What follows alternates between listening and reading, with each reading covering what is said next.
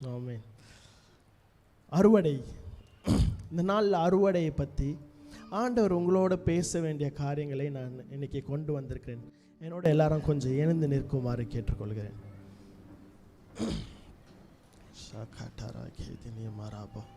எல்லாரும் இரு கரங்களை உயர்த்தி, அப்பா உமக்கு நன்றி தகப்பனே, இந்த நாளில் பரலோக ராஜ்யத்திற்காக ஆண்டவரே அனுப்பப்பட்டவர்கள் அநேகராக இருந்தாலும் அப்பா உம்முடைய ராஜ்யத்தில் நான் ஒருவனும் தெரிந்து கொள்ளப்பட்டவனாய் அப்பா புறஜாதியாக இருந்தாலும் அப்பா நீர் என்னை தெரிந்து கொண்டீரே அப்பா. உம்முடைய விதையாய் நான் ஆண்டவரே இந்த பூமியில் வாழ எங்களை நாங்கள் ஒப்பு கொடுக்கிறோம்.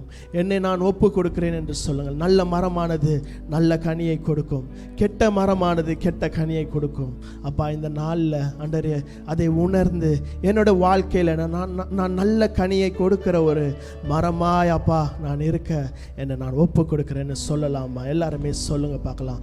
அவரை பார்த்து சொல்லுங்க, நீங்கள் ஒரு விதையாக இருக்கிறீர்கள். Yes, thank you Jesus. உம்முடைய சித்தத்தின்படி நான் வாழ என்னை நான் ஒப்பு கொடுக்கிற தகப்பனே, நீ செய்த சகல நன்மைகளுக்காக நன்றி அப்பா. என்னோட வாழ்க்கை அப்பா எப்படியோ இருந்த என்னோட வாழ்க்கையை மாற்றி எனக்கு ஒரு ஜீவனை கொடுத்து அப்பா, எனக்கு நல்ல ஒரு உறவை கொடுத்து அப்பா, நல்ல ஒரு ஆகாரத்தையும் உடையும் அப்பா, இருக்க இடமும் கொடுத்து நீர் வழி நடத்தி வருகிறீரே, அதற்காக நன்றி அப்பா, நன்றி அப்பா. நீங்கள் இல்லைன்னா இந்த நாளில் நான் இல்லைப்பா. எத்தனை பேர் அதை உணர்ந்து சொல்கிறீங்கன்னு எனக்கு தெரியல. நான் 100% சொல்லுவேன், என்னோட அநேக நேரங்களில் ஆண்டவர் என் கூட இல்லைன்னா நான் இன்னைக்கு இல்லாமல் இருந்திருப்பேன்.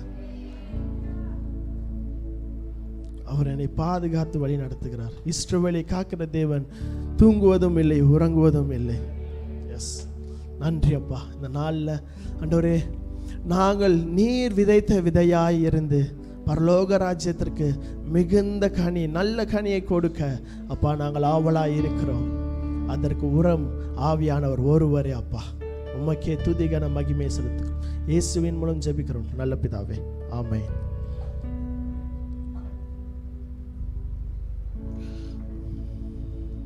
ஹல்லேலூயா.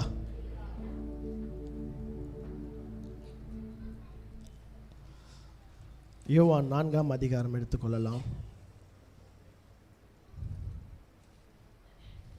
நம்ம சபையில் கடந்த சில நாட்களாய் பார்த்திங்கன்னா அநேக அற்புத அடையாளங்கள் கடந்த சில நாட்களில் கடந்த சில வருடங்களாய், ஆமென் ஆமென்.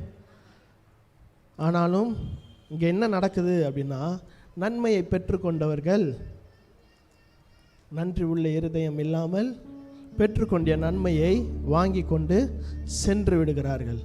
ஆமென். ஆனால் சிலர் அதில் பெற்றுக்கொண்டு நன்றி சொல்லும் விதமாய் வந்து நிற்கிறோம். ஆமென் ஆமென். நம்ம நன்றி சொல்ல நிற்கிறோம். ஆனால் அநேகரை கொண்டு இந்த இடத்துல நன்மையை பெற்றுக்கொள்ளும்படியாக நம்ம கூப்பிட்டு வரோம். அவங்களுக்கு கிடைக்கிது, கிடைச்சவங்க வாங்கிக்கிட்டு போயிடுறாங்க. நம்ம இன்னைக்கு மறுபடியும் விசுவாசத்தில் பலம் பட்டு நிற்கிறோம். ஆமென். புதிய வருடத்திற்குள்ளே வந்தாச்சு, பொங்கல் ஆரம்பித்தாச்சு, தீபாவளி போய் கிறிஸ்மஸ் போய் நியூ இயர் போய் பொங்கலுக்கே வந்துட்டோம். இன்னைக்கு நம்முடைய சபையில் அறுவடையான அநேக ஆத்துமாக்கள் இருக்கிறார்கள். ஆனால் அறுவடை செய்யப்படவில்லை. ஆமென். அவங்க இந்த இடத்துல உட்காரவில்லை. ஆமாவா இல்லையா? ஆமாவா இல்லையா? இதற்கு காரணம் யாரு? இதற்கு காரணம் யாரு? நம்ம எல்லாருமே தான். பார்க்கலாம். யோவான் 4ஆம் அதிகாரம்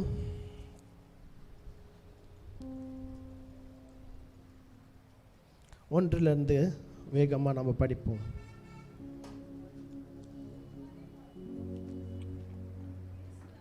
பேரை சீஷராக்கி ஞானஸ்நானம் கொடுக்கிறார் என்று பரிசேயர் கேள்விப்பட்டதாக கர்த்தர் அறிந்தபோது யூதேயாவை விட்டு மறுபடியும் கலிலேயாவுக்கு போனார். இயேசு தாமே ஞானஸ்நானம் கொடுக்கவில்லை, அவருடைய சீஷர்கள் கொடுத்தார்கள். அவர் சமாரியா நாட்டின் வழியாய் போக வேண்டியதாய் இருந்தபடியால் யாக்கோபு தன் குமாரனாகிய யோசேப்புக்கு கொடுத்த நிலத்துக்கு அருகே இருந்த சமாரியாவிலுள்ள சீகார் எண்ணப்பட்ட ஊருக்கு வந்தார். அங்கே யாக்கோபுடைய கிணறு இருந்தது. இயேசு பிரயாணத்தினால் இளைப்படைந்தவராய் அந்த கிணற்றின் அருகே உட்கார்ந்தார். அப்பொழுது ஏறக்குறைய 6ஆம் மணி வேளையாய் இருந்தது. அவருடைய சீஷர் இயேசு பிரயாணத்தினால் இளைப்படைந்தார், டயர்டானார். ஆமே, இன்னைக்கு அநேகர் டயர்டாக இருக்கலாம். ஒரே கிறிஸ்மஸ் கொண்டாட்டம், நியூ இயர் கொண்டாட்டம். ஆமேன். ஏசப்பாக்கும் டயர்டாச்சு. ஏன்? மாம்சம் பலவீனமானது. ஆமேன். அவர் 100% மனிதனாய் வந்தார் என்று சொல்வதற்கு இதுவும் ஒரு உதாரணம். ஆமேன். அவர் எங்கேயுமே சோர்ந்தே போகலை. அவர் எந்த இடத்துலையும் பசி இல்லாமல் இல்லை அப்படின்னு கிடையாது. சோர்ந்து போனார். மாம்சம் பலவீனமானது. ஆனாலும் அந்த இடத்துல ஏசப்பா என்ன பண்ணுறாருன்னு பார்க்கலாம். அவருடைய சீஷர்கள் போஜன பதார்த்தங்களை கொல்லும்படி ஊருக்குள்ளே போயிருந்தார்கள். அப்பொழுது சமாரியா நாட்டாளாகிய ஒரு ஸ்திரீ தண்ணீர் மொள்ள வந்தாள். இயேசு அவளை நோக்கி தாகத்துக்கு தா என்றார். யூதர்கள் சமாரியருடனே சம்பந்தம் கலவாதர்களானபடியால் இருந்தபடியினால் சமாரிய ஸ்திரீ அவரை நோக்கி நீர் யூதனாய் இருக்க சமாரிய ஸ்திரீயாகிய என்னிடத்தில் தாகத்துக்கு தா என்று எப்படி கேட்கலாம் என்றால் அந்த இடத்துல அந்த சமாரிய ஸ்திரீக்கு வந்திருக்கிற நபர் யாருன்னு தெரியாது.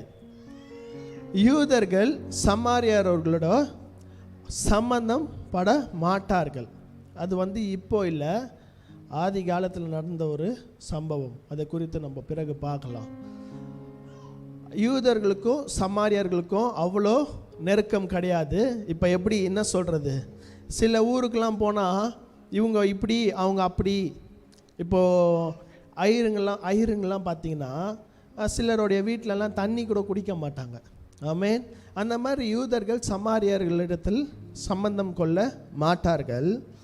அப்போது இந்த சமாரிய ஸ்திரீ சொல்கிறான், நீ யூதனாக இருக்கும் போது என்னிடத்தில் தண்ணி கேட்பது எப்படி? ஏன் தண்ணி கேட்குறீங்க அப்படின்னு.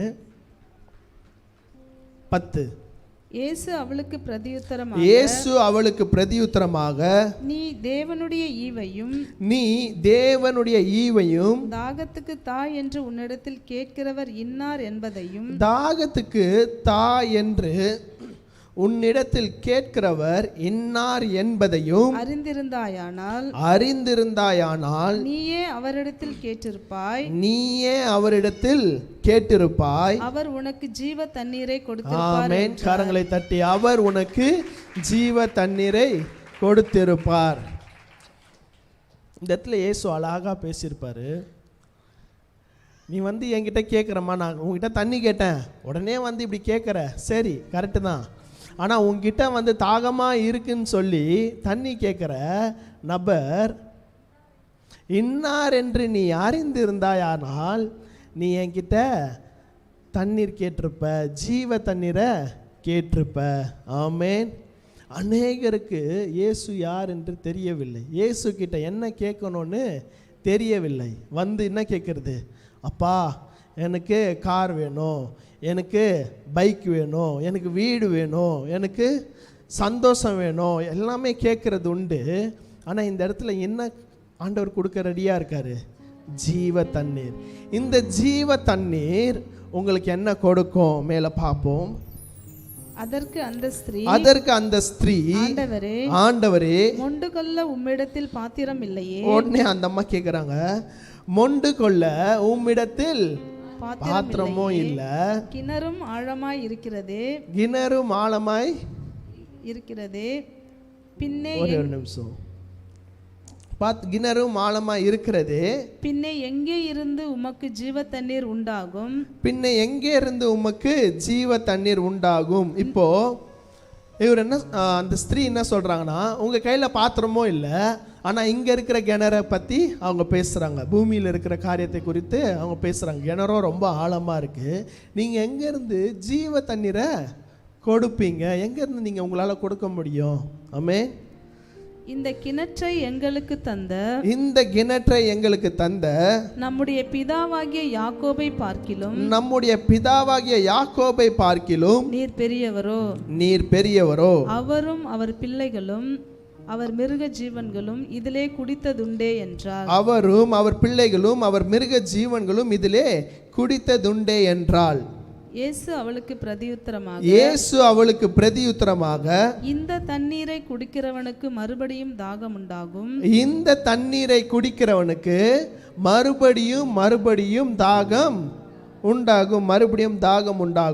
நான் கொடுக்கும் தண்ணீரை குடிக்கிறவனுக்கோ ஒரு காலமும் தாகம் உண்டாகாது. நான் அவனுக்கு கொடுக்கும் தண்ணீர் அவனுக்குள்ளே நித்திய ஜீவ காலமாய் ஊறுகிற நீரூற்றாய் இருக்கும் என்றார். ஆமென், ஆமென். இந்த வேத வசனத்தை நம்ம இப்போ படிச்சுட்டு போயிட்டு இருக்கோம். ஆனால் இதில் இருந்து ஆவியானவர் நிறையா பேரோட பேசி கொண்டு இருப்பார். ஆனால் இதுக்கப்புறம் ஆண்டவர் என் மூலியமாகவும் உங்க கூட பேசுவார். ஆமென். மேலே படிப்போம். அந்த ஸ்திரீ அவரை நோக்கி ஆண்டவரே எனக்கு தாகம் உண்டாகாமலும் நான் இங்கே மொண்டு கொள்ள வராமலும் இருக்கும்படி அந்த தண்ணீரை எனக்கு தர வேண்டும் என்றார். உடனே அந்த ஸ்திரீ என்ன பண்றாங்க, அப்படி ஒரு தண்ணி இருக்குன்னா நல்லதா போச்சு, நான் இந்த இடத்துக்கு ஏன் வரணும், ஆண்டவரே அப்படியா தண்ணி இருந்தால் கொடுங்க, கொஞ்சோண்டு எடுத்துகிட்டு போய் இந்த சாரிபாத் விதை வீட்டில் என்ன நடக்கும், எண்ணெயை ஊற்ற வந்துக்கிட்டே இருக்கும் பார்த்தீங்களா, அந்த மாதிரி ஏதாவது இருந்தால் கொடுங்க, நான் ஏன் இங்கே வரணும், நான் வீட்டிலே உட்காந்துப்பேன். இயேசு அவளை நோக்கி நீ போய் உன் புருஷனை இங்கே அழைத்து கொண்டு வா என்றார். அதற்கு அந்த ஸ்திரீ எனக்கு புருஷன் இல்லை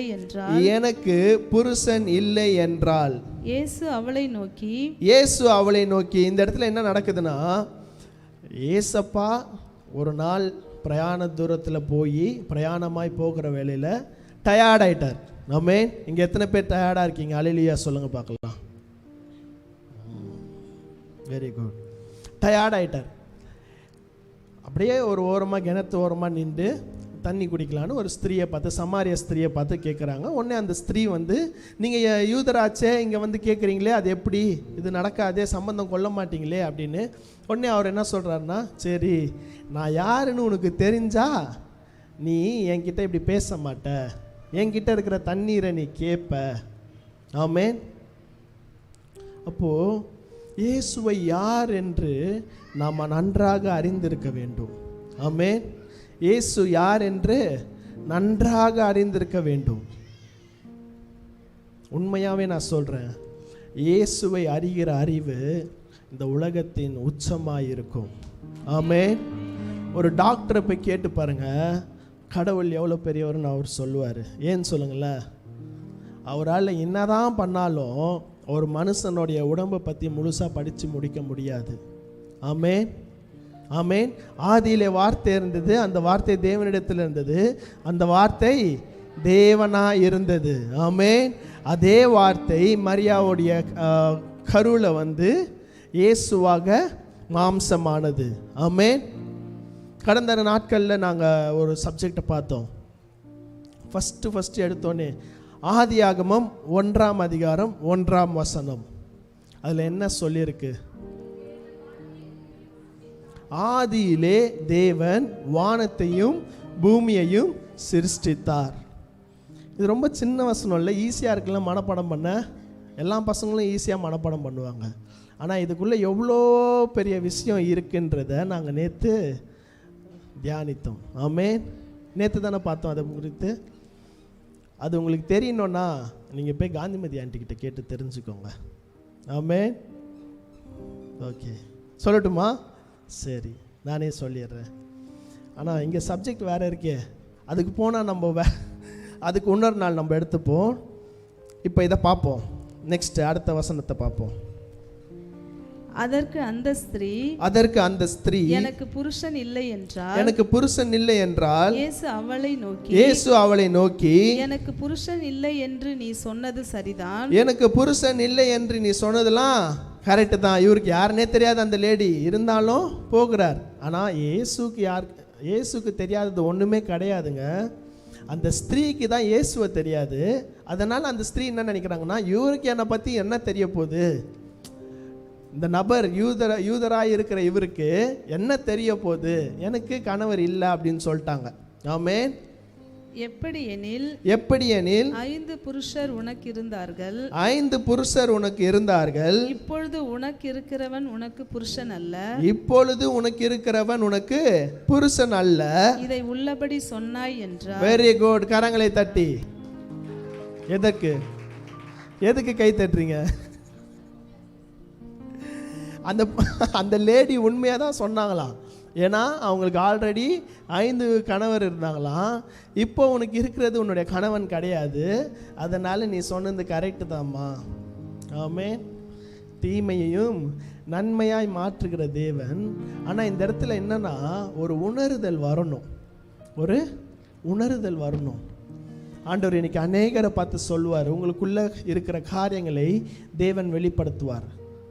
உனக்குள்ளே இப்படி ஒரு பிரச்சனை இருக்குது, வேண்டாம், இந்த விஷயம் இப்படி இருக்குது, உனக்குள்ள கோபம் இருக்குது, உனக்குள்ள போராமை இருக்குது, உனக்குள்ள இச்சை இருக்குது. ஆனால் நம்ம ஆண்டவருடைய சமூகத்தில் உட்காந்து, ஆண்டவரே எனக்கு மட்டும் ஏன் இந்த கொடுமையான கஷ்டம், எனக்கு ஏன் இந்த வேதனைன்னு சொல்லி நம்ம நிற்போம். நம்மளுக்குள்ளே என்ன இருக்குன்னே நம்மளுக்கு தெரியாமல் நம்ம பரிசுத்தவான் மாதிரி நிற்போம். ஆனால் ஆண்டவர் இன்னைக்கு உங்களோட பேசுவார் கண்டிப்பாக. ஆமென். உங்களுக்குள்ளே இருக்கிற காரியத்தை வெளிப்படுத்துவார். அப்போது வெளிப்படுத்தும் போது, ஆமாம்ல நம்ம கோவப்படுறோம்ல அப்படின்ட்டு உணர்வோமானால், இந்த ஸ்திரீ என்ன பண்ணாங்களோ அதே மாதிரி நீங்களும் நானும் செய்வோம். ஆமென். ஆண்டவர் என்கிட்ட பேசினாருங்க இதே மாதிரி. என்கிட்ட ஆண்டவர் என்ன எப்போ இந்த ஆகஸ்ட் 15ஆம் தேதி எனக்கு பாஸ்டர் ஆர்டினேஷன் நடந்தது. 2022 ஆகஸ்ட் 15. அதுக்கு முந்தின நாள் இரவில் பைபிள் எடுத்து படிக்கும் போது ஆண்டவர் என்னோட பேசினார். ஆமென். அவர் என்னோட பேசினார்ன்றதை நான் உங்ககிட்ட நான் ஆல்ரெடி சொல்லியிருக்கேன். ஆனால் அது உங்களுக்கு காதில் கேட்காது, புரியாது, மைண்ட்லேயும் புரியாது, காதுலேயே. நான் அவருக்கு பேசினது ஏன் கூட. ஆமென். இந்த ஸ்திரீயோடு அவர் எப்படி பேசினாரோ அதே மாதிரி ஆண்டவர் என் கூட பேசினார். ஆமென். அதனால் இந்த ஸ்திரீ என்ன பண்ணாங்கன்றதை நம்ம பார்ப்போம்.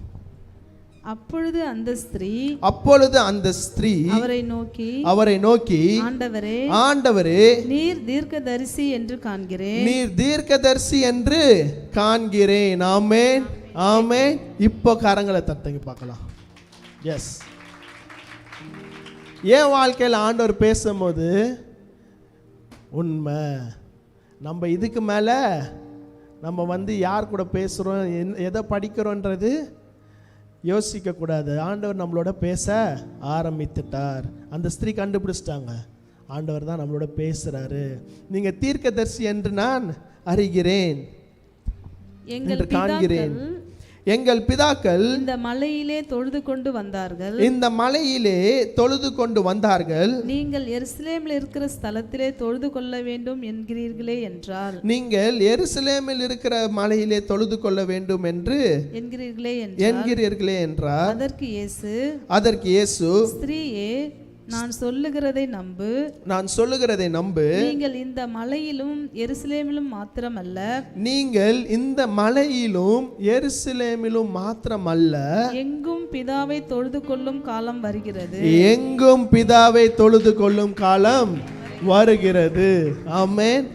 அந்த ஊரில் இருக்கிற அந்த ஸ்திரீயோடைய மூப்பர்கள், பிதாக்கள்லாம் என்ன சொல்கிறாங்கன்னா இந்த மலையில் தான் நீங்கள் போய் தொழுது கொள்ளணும், இங்கே தான் போகணும், அங்கே தான் போகணும் அப்படின்னு சொல்லி. ஆனால் இயேசு அவங்கக்கிட்ட என்ன சொல்கிறாங்க, இல்லை இல்லை அப்படி கிடையாது, எங்கும் தொழுது கொள்ளும் காலம் வரும். ஆமென். மேலே படிப்போம். நீங்கள் அறியாததை தொழுது கொள்ளுகிறீர்கள், நீங்கள் அறியாததை தொழுது கொள்ளுகிறீர்கள், நாங்கள் அறிந்திருக்கிறதை தொழுது கொள்ளுகிறோம், நாங்கள் அறிந்திருக்கிறதை தொழுது கொள்ளுகிறோம்.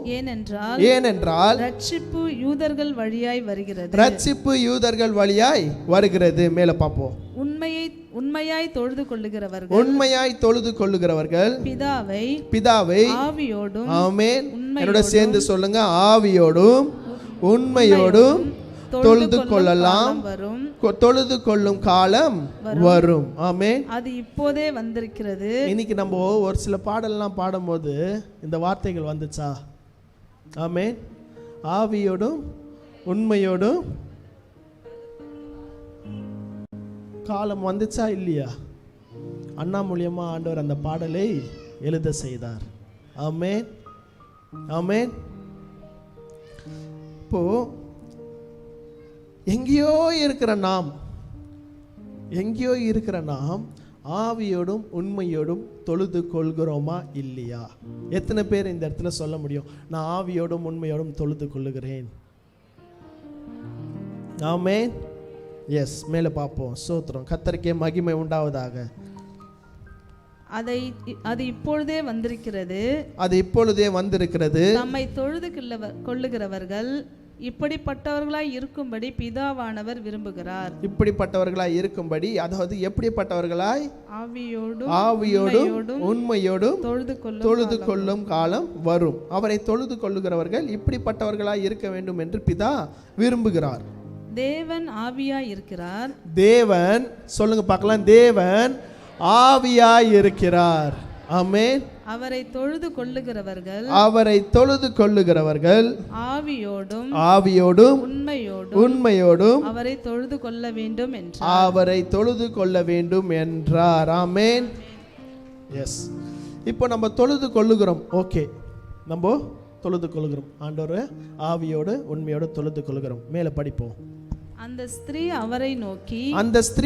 அவரை நோக்கி கிறிஸ்து என்னப்படுகிற மேசியா வருகிறார் என்று அறிவேன். கிறிஸ்து என்னப்படுகிற மேசியா வருகிறார் என்று அறிகிறேன். அவர் வரும்போது எல்லாவற்றையும் நமக்கு அறிவிப்பார்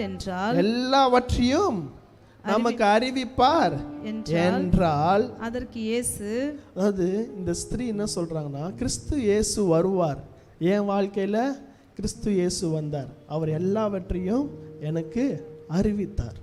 எப்படி அறிவித்தார்? இந்த வேத வசனத்தின் மூலியமாய் எனக்கு அறிவித்தார். ஆமென். உங்களில் எத்தனை பேர் கிறிஸ்து இயேசு வந்திருக்கிறார்? ஆமென். உங்கள் வாழ்க்கையில் கண்டிப்பாக ஒரு வசனம் இல்லை 2 வசனம் இல்லை 3 வசனம் இல்லைன்னா ஒரு அதிகாரமே இருக்கும், அதில் ஆண்டவர் உங்களோட பேசுவார். ஆமென். அப்படி ஏதாகிலும் இல்லைன்னா தயவு செய்து போய் படிங்க. எஸ். படிக்கும்போது கண்டிப்பாக நம்மளுடைய தேவன் பேசுகிற தேவனாக இருக்கிறார். நான் கடைசியாக சொல்கிறேன், என்னோட ஆண்டவர் என்ன பேசினாருன்னு. ஒரு 3 வசனம் இருக்குது, அது எந்த அளவுக்கு உங்களுக்கு புரியும்னு தெரியல, இருந்தாலும் நான் சொல்கிறேன். மேலே படிப்போம். அதற்கு இயேசு உன்னுடனே பேசுகிற நானே அவர் என்றார். ஆமென், ஆமென்.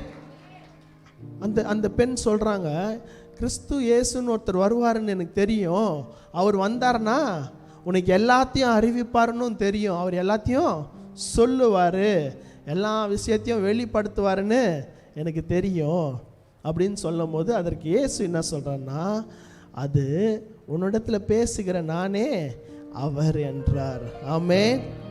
எஸ்.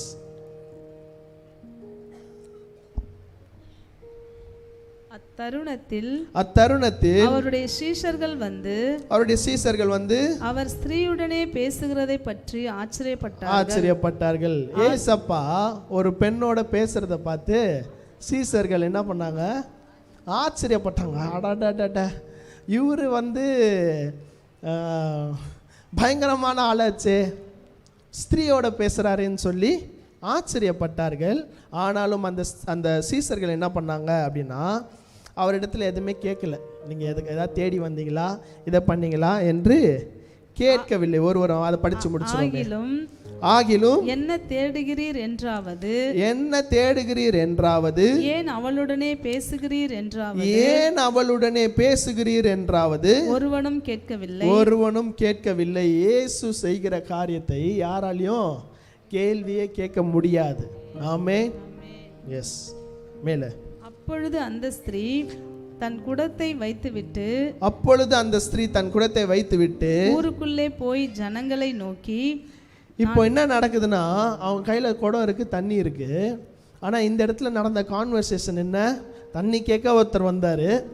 அவருக்கு நீங்கள் யூதர் என்று நான் எனக்கு தெரியும், ஆனாலும் எங்ககிட்ட வந்து தண்ணி கேட்குறீங்களே, இது ரொம்ப ஆச்சரியமாக இருக்கேன்னு சொல்லிட்டு கொஞ்ச நேரம் பேச்சுவார்த்தையில் ஏசப்பா என்ன பண்ணிட்டாரு, அந்த ஸ்திரீக்குள்ளே இருக்கிற எல்லா விஷயத்தையும் அப்படியே சொல்லிட்டாரு. சொன்னோடனே அந்த ஸ்திரீக்கு ஒன்றுமே பண்ண முடியல, அவங்களால எதுவும் பண்ண முடியல. தண்ணி எடுக்க வந்தவங்க குடத்தை வச்சுட்டு அந்த ஊருக்குள்ளே ஓடுறாங்க. ஓடி போய் என்ன சொல்றாங்கன்றத பார்ப்போம். ஜனங்களை நோக்கி, நான் செய்த எல்லாவற்றையும் ஒரு மனுஷன் எனக்கு சொன்னான், நான் செய்த எல்லாவற்றையும் ஒரு மனுஷன் எனக்கு சொன்னான், அவரை வந்து பாருங்கள், அவரை வந்து பாருங்கள், அவர் கிறிஸ்துதானோ என்றார். அவர் கிறிஸ்துதானோ என்றால். ஆமென்.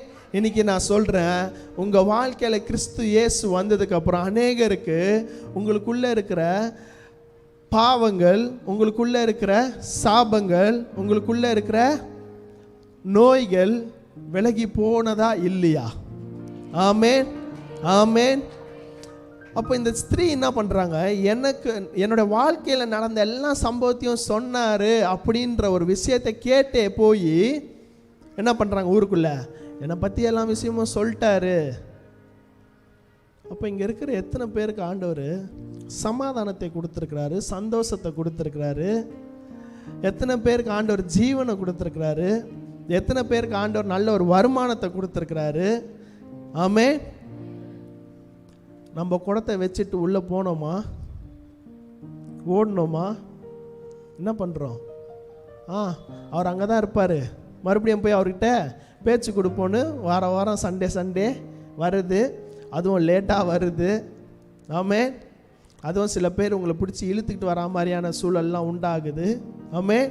நான் இன்னைக்கு சொல்கிறேன், ஏசப்பா உங்கள் வாழ்க்கையில் வந்தார் அப்படின்னா உங்களுக்குள்ளே இருக்கிற அநேக காரியங்கள் மாற்றப்படும்.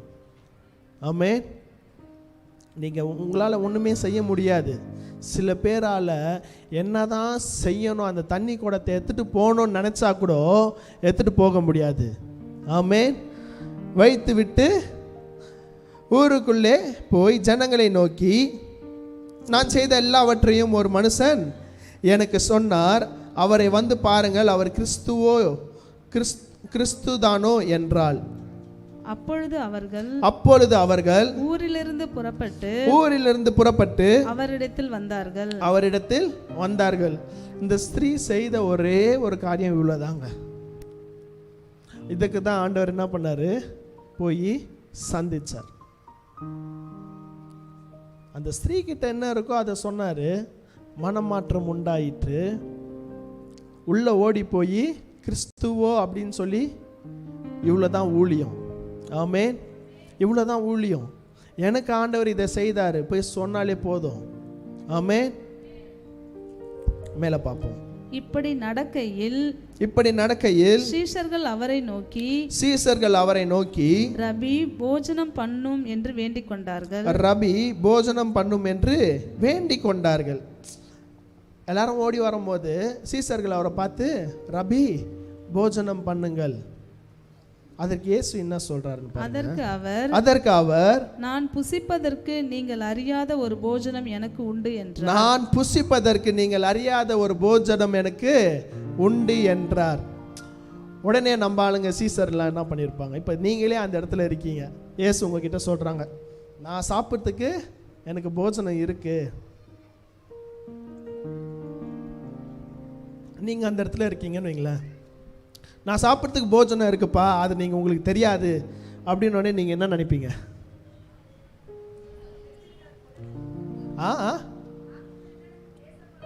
ஏசப்பா பையில் வச்சிருப்பாரோ? அதெல்லாம் நம்ம தான் பண்ணுவோம் அந்த மாதிரி. ஆமென்.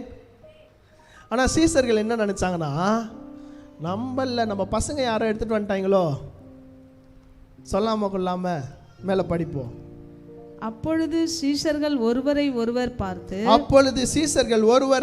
பார்த்து யாராவது அவருக்கு போஜனம் கொண்டு வந்திருப்பானோ என்றார்கள். யாராவது இவருக்கு போஜனம் கொண்டு வந்திருப்பானோ என்றார்கள். அவங்களுக்குள்ள அவங்க ஒருத்தரை பார்த்து யோசிக்கிறாங்க. இயேசு அவர்களை நோக்கி நான் என்னை அனுப்பினவருடைய சித்தத்தை செய்து அவருடைய கிரியையை முடிப்பதே என்னுடைய போஜனம். ஆமென். கரங்களை தட்டி அவருடைய கிரியைகளை முடிப்பதே என்னுடைய போஜனம் என்றார். ஆமென். நான் இன்னைக்கு சொல்றேன், இது நான் என் பெருமைக்காக நான் சொல்லலையே, ஆவியில ஏவப்படுறதை நான் சொல்றேன். இன்னைக்கு காலையில் நேற்று யாரோ கேட்டாங்க எங்கள் வீட்டில், பா நாளைக்கு நான் சக்கரை பொங்கல் செய்யட்டுமா அப்படின்னு. தெரில எனக்கு அந்த நம்ம ஏன் அப்படி போனோம், சும்மா பொங்கல்ன்றதுனால அப்படி பண்ணணுமா அப்படின்ற மாதிரி சும்மா எனக்குள்ள ஒரு சிந்தனை. இது மேபி என்ன வேணாலும் இருக்கலான்னு வச்சுக்கோங்களேன், மாம்சத்தின் சிந்தனையாக கூட இருக்கலாம். எனக்கு வேண்டாம், அதெல்லாம் வேண்டாம், அப்படிலாம் பண்ணாதீங்க அப்படின்ட்டு. காலையில் பார்த்தா சக்கரை பொங்கல் ரெடியாகி வருது. எனக்கு எங்கள் ஒய்ஃப் எடுத்துன்னு வராங்க. வேண்டான்னு சொன்னால் என்ன ஆகும்னு உங்களுக்கே தெரியும். அதுக்கப்புறம் சக்கரை பொங்கலே வராது. ஆமென். எங்கள் ஒய்ஃப் எடுத்துகிட்டு வராங்க, வேண்டான்னு சொல்லிட்டேன்னா சக்கரை பொங்கல் வராது. அதோட வேறு வழி இல்லை. ஒரு டீஸ்பூன் வாங்கிக்கிட்டு அப்படியே யோசிக்கிறேன். ஒரு ஏவுதல் ஆவியானவர், வேண்டாம் இன்னைக்கு சாப்பிடாத நாளைக்கு சாப்பிடு. ஆமென். ஒரு வைராக்கியம், உனக்குள்ள ஒரு வைராக்கியத்தை வச்சுக்கோ ஆண்டவருக்காக. இதை கூட உன்னால் செய்ய முடியாதா, ஒரு வாய் தானே அப்படின்னு ஒரு சின்ன ஒரு ஏவுதல். உடனே பின்னாடி போய் பாத்ரூமில் துப்பிட்டு வந்து மறுபடியும் உக்காந்தேன். ஆமென். உட்காந்து மறுபடியும் இந்த வசனத்தை படிக்கும் போது ஆண்டவர் சொல்கிறாரு, எனக்கு இந்த போஜனம் இல்லை, பிதாவுடைய சித்தத்தை செய்வது எனக்கு போஜனமாக இருக்கிறது. ஆமென். இது சும்மா ஒரு சின்ன விஷயம் தான் இது. ஆனால் அன்றைக்கி அவர் எவ்வளோ பசியாக களைத்து போய் வந்திருந்தார். ஆனால் அன்றைக்கி ஆண்டவர் இப்படி பேசுகிறாரு. ஆமென். அதற்கு அவர், நான் புசிப்பதற்கு நீங்கள் அறியாத ஒரு போஜனம் எனக்கு உண்டு என்றார். அப்பொழுது சீசரில் ஒருவர் பார்த்து யாராவது அவருக்கு போஜனம் கொண்டு வந்திருப்பானோ என்றார்கள். இயேசு அவர்களை நோக்கி, நான் என்னை அனுப்பினவருடைய சித்தத்தின்படி செய்து. ஆமென். இங்கே இருக்கிற எல்லாருமே தேவனால் அனுப்பப்பட்டவர்கள். ஆமென். அனுப்பப்பட்டவர்கள். தேவனுடைய சித்தத்தை நாம் செய்கிறோமா? ரொம்ப ரொம்ப கவனமாக இருக்க வேண்டும். ரொம்ப கவனமாக இருக்க வேண்டும். நான் என்னை அனுப்பினவருடைய சித்தத்தை செய்து அவருடைய கிரியையை முடிப்பதே என்னுடைய போஜனமாக இருக்கிறது. ஆமென். 35 படிப்போம். அறுப்பு காலம் வருகிறதற்கு இன்னும் 4 மாதம் செல்லும் என்று நீங்கள் சொல்லுகிறதில்லையா? இதோ இன்னும் 4 மாதம் செல்லும் என்று நீங்கள் சொல்லுகிறது இல்லையா? இன்னைக்கு பொங்கல்னு ஊரே சொல்றது இல்லையா? அந்த மாதிரி அறுப்பு காலம் வருகிறதற்கு இன்னும் 4 மாதம் செல்லும் என்று சொல்லுகிறது இல்லையா? இதோ வயல் நிலங்கள் இப்பொழுதே அறுப்புக்கு விளைந்திருக்கிறது என்று உங்கள் கண்களை ஏறெடுத்து பாருங்கள் என்று நான் உங்களுக்கு சொல்லுகிறேன். ஆமென். ஆமென். இயேசு சொல்றாரு, எங்க இன்னைக்கு இல்லைங்க பொங்கல், டெய்லியுமே பொங்கல் தான் நம்ம வாழ்க்கையில. ஆமென். ஆமென். டெய்லியும் அறுவடை நாட்கள் தான். எத்தனை பேருக்கு புரியுது? நிறைய ஆத்துமாக்கள் அறுவடைக்கு ஆயத்தமா இருக்காங்க. ஆமென். நம்மளுக்கெல்லாம் டெய்லி பொங்கல். விதைக்கிறவனும் அறுக்கிறவனுமாகிய இருவரும் ஒருமித்து சந்தோஷப்படத்தக்கதாக அறுக்கிறவன் கூலியை வாங்கி நித்திய ஜீவனுக்காக பலனை சேர்த்துக் கொள்ளுகிறான். ஆமென். ஆமென். இது ஒரு சில பேருக்கு புரியாது. என்ன சொல்ல வராரு இந்த இடத்துல? ஆண்டவர் நம்மளோட என்ன பேச வராரு? மறுபடியும் படிப்போம். விதைக்கிறவனும் அறுக்கிறவனுமாகிய இருவரும் விதைக்கிறவனும் அறுக்கிறவனும் ஆகிய இருவரும் ஒருமித்து சந்தோஷப்படத்தக்கதாக அறுக்கிறவன் கூலியை வாங்கி நித்திய ஜீவனுக்காக பலனை சேர்த்துக் கொள்ளுகிறான். ஆமென். விதைக்கிறவர் யாரு? கர்த்தர். ஆமென். ஆனா நித்திய ஜீவனுக்கான பலன் யார் அடைகிறது? அறுக்கிறவர்கள். நீங்களும் நானும் யாரு? அறுக்கிறவர்கள். ஆமென், ஆமென். எதை அறுக்கிறவர்கள்? ரொம்ப கவனம். ஆத்துமா அறுவடை. போய் உக்காந்தோடனே ஒரு வீட்டில் வேற ஏதாச்சும் அறுந்துடக்கூடாது. சாக்காட்டாரக்கே அறுக்கிறவர்களுக்கு நித்திய ஜீவன் பலனாய் இருக்கிறது. ஆமென். நித்திய ஜீவனுக்காக பலன் சேர்த்து கொள்ளுகிறான். மேல 37. விதைக்கிறவன் ஒருவன் அறுக்கிறவன் ஒருவன் என்கிற மெய்யான வழக்க சொல் இதனாலே விளங்குகிறது. விதைக்கிறவர் ஒருத்தர், அறுக்கிறவர்கள் ஒருத்தர்.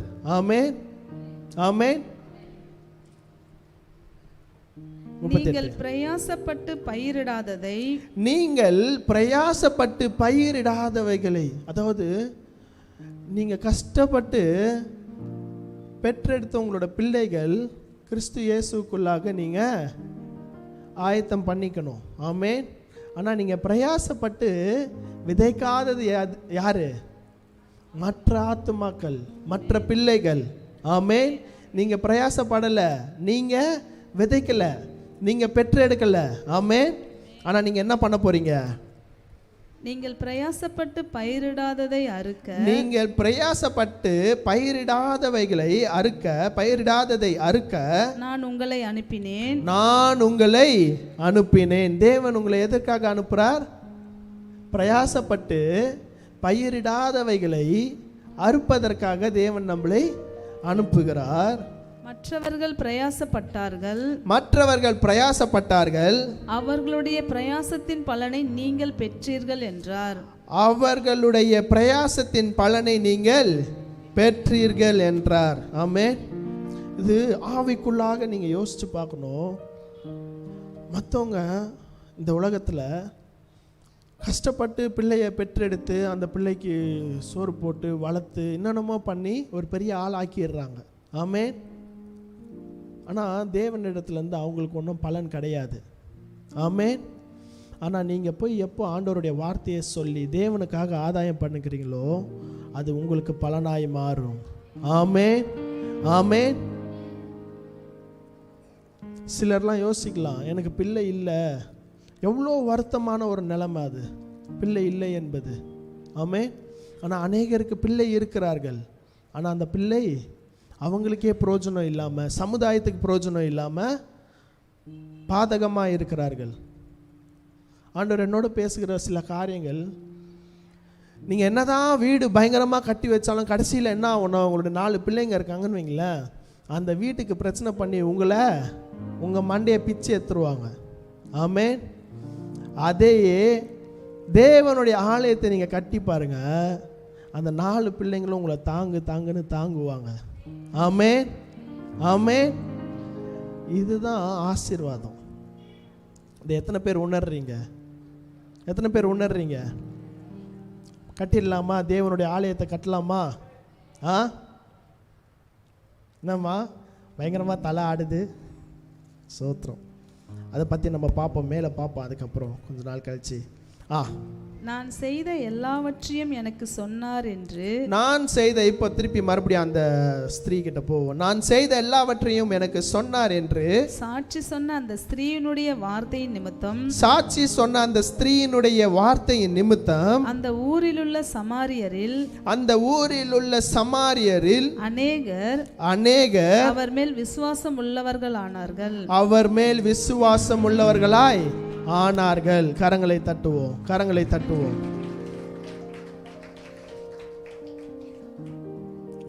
அதாவது இந்த 36, 37, 38 நீங்கள் வீட்டில் போய் உட்காந்து ஜெபத்தோடு இதை படித்து பாருங்கள். இது ரொம்ப ரொம்ப ஆழமான ஒரு விஷயம். இயேசு வந்து எல்லா இடத்துலையும் எப்படி பேசுவார்னா, அவங்க சீசரே கேட்பாங்க, ஆண்டவரே இயேசுவே எங்கே போனாலும் உவமையாகவே பேசுகிறீங்களே, எங்களுக்கு புரிய மாட்டேங்குது, இது எப்படி எல்லாருக்கும் புரியும்? ஆவியானவர் சொல்லுகிறதை காதுள்ளவன் கேட்க கடவன். ஆமேன், ஆமேன். சில காரியங்கள் அது அப்படியே விவரித்து சொல்ல முடியாத அளவுக்கு மைண்டில் பயங்கர பிரம்மாண்டமாக போய் நின்றுது. இதை நான் எப்படி சொல்லுவேன்னு அந்த ஒரு 3 வசனத்தோடைய உள்ளார்ந்த அர்த்தங்களை எப்படி சொல்லுவேன்னு லிட்ரலாக பார்த்தீங்கன்னா அலமோதிட்டு இருக்கேன் நினைப்போம். ஆமேன், ஆமேன். மறுபடியும் படிப்போம், 36 படிப்போம். விதைக்கிறவனும் அறுக்கிறவனுமாகிய இருவரும் ஒருமித்து சந்தோஷப்படத்தக்கதாக அறுக்கிறவன் கூலியை வாங்கி நித்திய ஜீவனுக்காக பலனை சேர்த்துக் கொள்ளுகிறான். அதாவது நம்ம ஊழியத்துக்கு போகிறோம் அப்படின்னா ஆத்மா ஆதாயம் பண்ணும்போது நித்திய ஜீவனுக்கான பலன் உங்களுக்கும் எனக்கும் உண்டாகும். ஆமேன், ஆமேன்.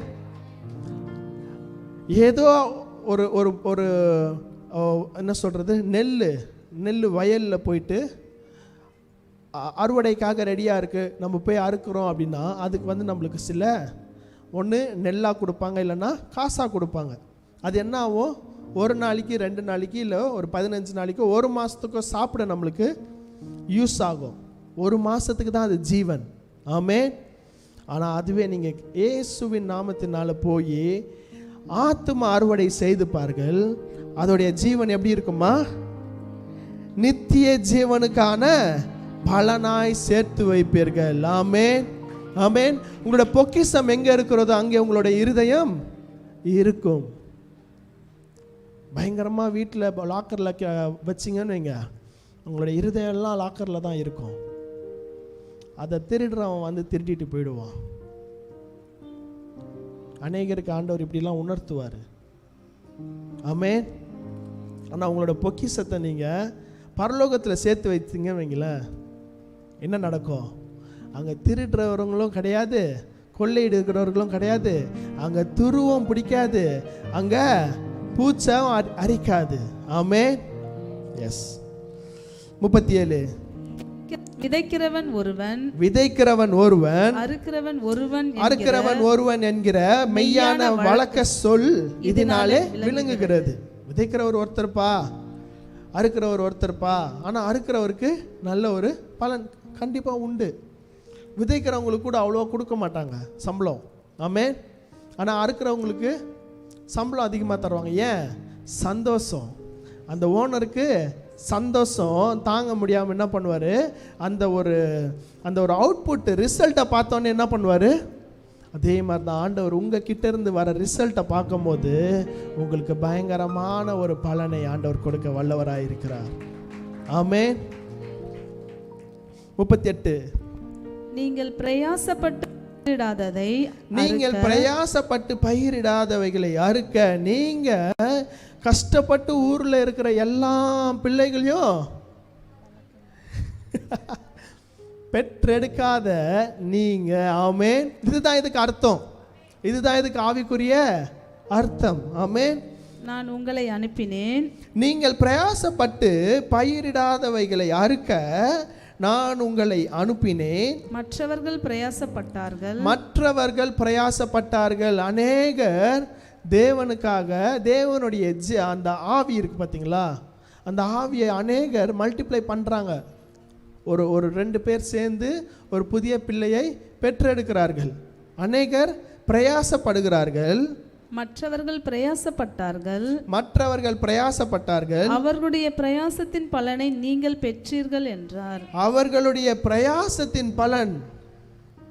இப்போ நீங்களும் நானும் இல்லாட்டி நீங்கள் ஒருத்தரும் என்ன பண்ணுறீங்கன்னா, கல்யாணம் பண்ணிக்கிட்டு குழந்தைய பெற்றுக்கிறீங்க, நானும் கல்யாணம் பண்ணி, இதுக்கு என்ன பலன் இருக்குது? குழந்தைய பெற்றெடுக்கிறதுனால என்ன பலன் இருக்குது? யாருனாச்சும் இதை பற்றி யோசிச்சிருக்கீங்களா? காலகாலமாக பண்ணிகிட்டு இருக்காங்க பாஸ்டர், அதனால் நாங்களும் பண்ணுறோம், அவ்வளோதான். அதுதான் உண்மை. அதை தவிர்த்து ஏதாச்சும் உங்களுக்கு ஐடியா இருக்கா? யாரா சொல்ல முடியுமா? நான் ஆன்ட்டிக்கிட்டே கேட்குறேன். குழந்தைய பெற்றெடுக்கிறதுனால என்ன பலன் இருக்குது? அவங்க சந்ததி வம்சம் பெருகும். அதுக்கப்புறம் அவங்க கர்த்தருக்குள்ள நடத்தும் போது கர்த்தருடைய வார்த்தை நிறைவேறும். வானத்து நட்சத்திரங்கள். நான் அப்படி கேட்கல. அதாவது கல்யாணம் பண்ணி குழந்தைய பெற்று எடுத்தோம். உலக பிரகாரமான ஒரு எண்ணம் என்னன்னா, நம்ம வயசாகி நடக்க முடியலன்னா என் பிள்ளை தாங்குவான், என்னை பார்த்துப்பான், ஆமென், அவ்வளோதான் விஷயம். இதுக்காக தான் பண்ணுறோம். ஆனால் தேவனுடைய திட்டமே வேற.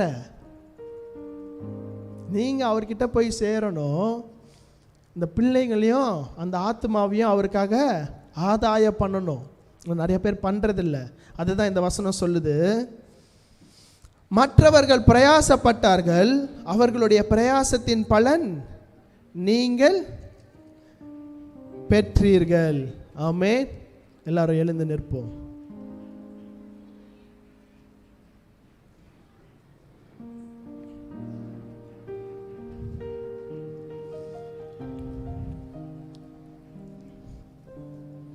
இந்த நாளில் பொங்கல் தினம் அன்று அறுவடைக்காக நிறைய வயல் நிலங்களில் அறுவடையெல்லாம் நடந்து முடிஞ்சிருக்கும்.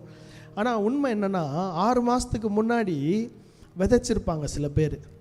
அவங்கெல்லாம் இந்த நாளில் இருக்கிறாங்களா இல்லையான்னு கூட அந்த ஓனருக்கு தெரியாது. ஆமென், ஆமென். ஆனால் இன்னைக்கு யாரெல்லாம் அறுவடைக்கு போய் அங்கே நின்று முடிக்கிறாங்களோ அந்த காரியங்களை பயங்கரமான சந்தோஷத்தை அனுபவிப்பார்கள். ஆமென், ஆமென். அதே மாதிரி தான் நான் உங்களுக்கு சொல்கிறேன். ஆத்துமா அறுவடையில் உங்களுடைய கவனம் இருக்குமானால், கிறிஸ்துவர்களாக இருக்கிற நம்முடைய கவனம் இருக்குமானால், அதுவே மிகப்பெரிய பொங்கல். ஆமென். அதுதான் நம்ம வாழ்க்கையில் பொங்கல். ஒவ்வொரு நாளுமே நம்ம வாழ்க்கையில் பொங்கல் தான். ஆத்துமாக்கள் அநேகர், அறுவடைக்கு ஆட்களோ குறைவாக இருக்கிறார்கள். ஆமென். கண்களை மூடி, விதைக்காததை அறுப்பதற்காக தேவன் உங்களை அனைவரையும், நம்மை அனைவரையும் அழைத்திருக்கிறார்.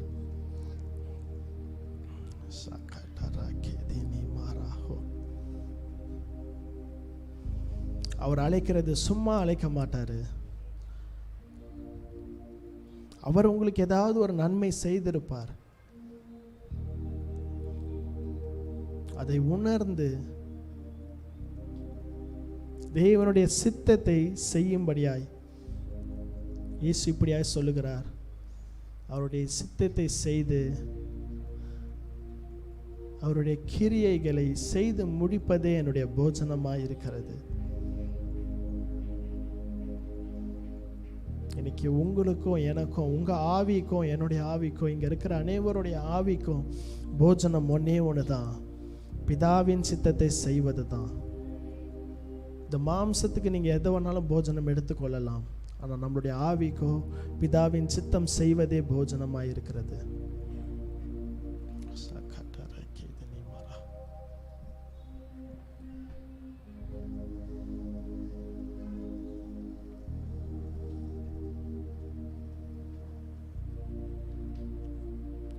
உம்முடைய சித்தத்தை அறிந்தவர்களாய், நீர் விரும்புகிற அறுவடைகளை செய்கிறவர்களாய்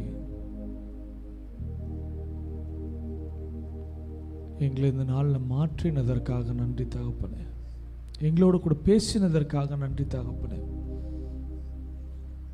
நாங்கள் பிரயாசப்படாமல், நாங்கள் கஷ்டப்படாமல், அறுவடையின் ஆண்டவரே அப்பா ஆசீர்வாதத்தை நாங்கள் சுதந்திரத்துக் கொள்வோம் என்பதை எங்களோடு கூட நீர் தெளிவாய் பேசினதற்காக நன்றி தகப்பனே. உங்களுடைய அறுவடையை நாங்கள் ஆண்டவரை நிறைவாய் செய்ய, ஆண்டவரே அறுவடையை, ஆண்டவரே ஆத்தும ஆதாயத்தை நாங்கள் ஆண்டவரை நிறைவாய் செய்ய, ஆண்டவரே அப்பா எங்களோட கூட நீர் பேசி இங்கே இருக்கிற ஒவ்வொரு பிள்ளைகளையும் ஆண்டவரை நீர் உயிர்ப்பித்ததற்காக நன்றி செலுத்துகிறோம் ராஜா. உடைய பெரிதான கிருபைகளுக்காக, பெரிதான ஆண்டவரே யோசனைகளுக்காக, பெரிதான ஆண்டவரே அப்பா அப்பா எல்லா விதமான ஆண்டவரே கிருபைகளுக்காக நன்றி செலுத்துகிறோம். இந்த நாளில் அப்படியா இந்த பிள்ளைகளை ஆசீர்வதிக்கிறோம். பிள்ளைகள் கடந்து போய் ஆண்டவரே உம்முடைய 60 ஆண்டவரே அப்பா திரள் திரளாய் செய்த ஆண்டவரே உம்முடைய சமூகத்தில் கொண்டு வந்து சேர்க்க நீர் உதவி செய்வீராக. இந்த நாளில் யாரெல்லாம் வாஞ்சியோடு இருக்கீங்களோ கரங்களை உயர்த்துங்க. பா உம்முடைய அறுவடை செய்ய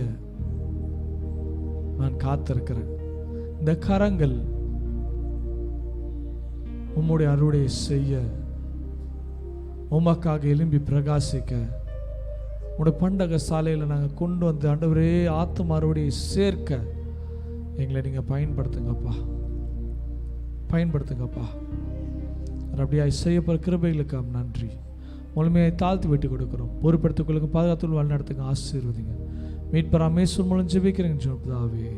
ஆமென் ஆமென் ஆமென். ஹல்லேலூயா ஹல்லேலூயா. அறுவடை. ஆமென். அதற்கான நாட்கள் நெருங்கி கொண்டே இருக்கிறது. நிறைய ஊழியம் செய்கிறோம், ஓடுறோம், ஓடியாடுறோம். ரிசல்ட் இங்கே கம்மியாக இருக்கா? அதெல்லாம் ஒன்றும் கவலைப்படாதீங்க, எல்லாம் ரெடி ஆகிட்டே இருக்கு. ஆமென் ஹல்லேலூயா. நீங்கள் அறுவடையை காண போகிறீர்கள்.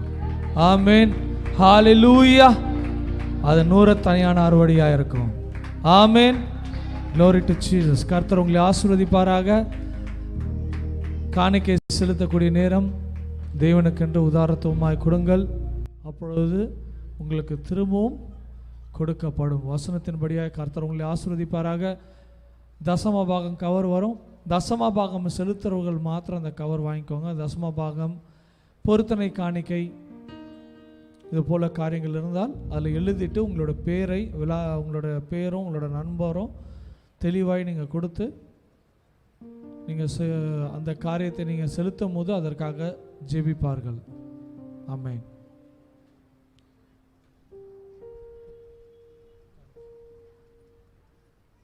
காணிக்கை சாங் யாருமா? யூத் எடுத்திருக்கீங்களா?